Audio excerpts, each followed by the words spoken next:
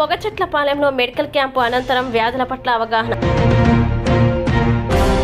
SNR news కి స్వాగతం. నా పేరు శ్వేత. అనకాపల్లి జిల్లా గొల్గొండ మండలం జోగంపేట విహెచ్సి పరిధిలో గల పొగచెట్లపాలెం గ్రామంలో వెక్టార్ బోర్న్ డిసీజెస్ మరియు సీజనల్ వ్యాధుల గురించి గ్రామ ప్రజలకి మంగళవారం అవగాహన సదస్సు మరియు మెడికల్ క్యాంపు నిర్వహించారు.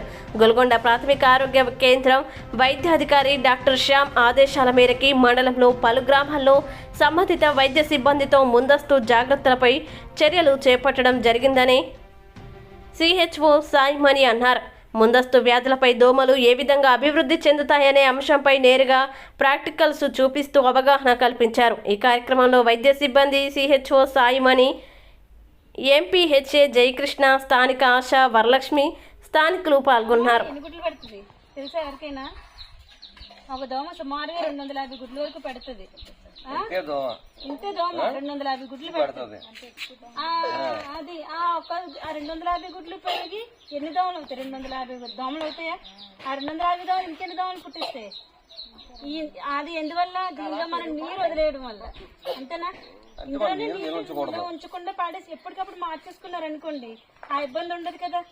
అందుకనే ఇలాంటి పూల మొక్కలు కానీ, కుండీలు కానీ, లేదంటే అలాంటి బకెట్లు కానీ, ఇదేంటిది చిన్నది రుబ్బురాయి బాగానే పెట్టుకున్నారు, కానీ దీనిలో నీళ్ళు వదిలేశారు.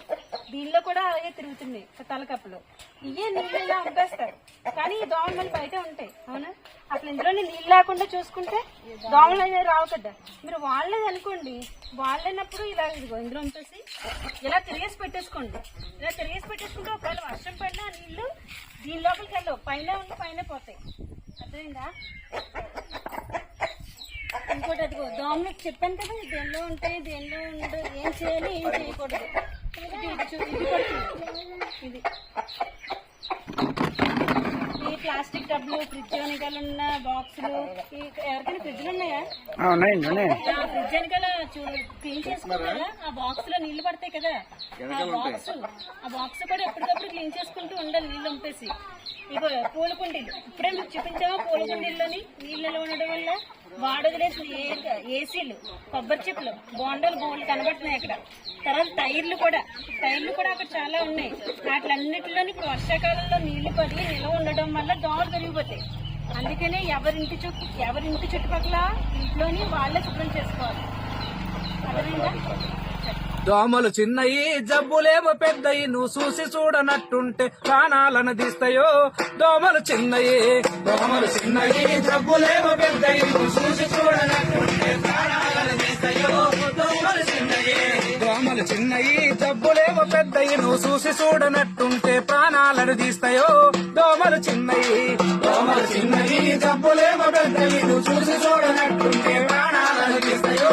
దోమలు చిన్నయి. చికెన్ గుండె జబ్బు రాది, చికెన్ తింటే రాదురా. చికెన్ గుండె జబ్బు రాది, చికెన్ తింటే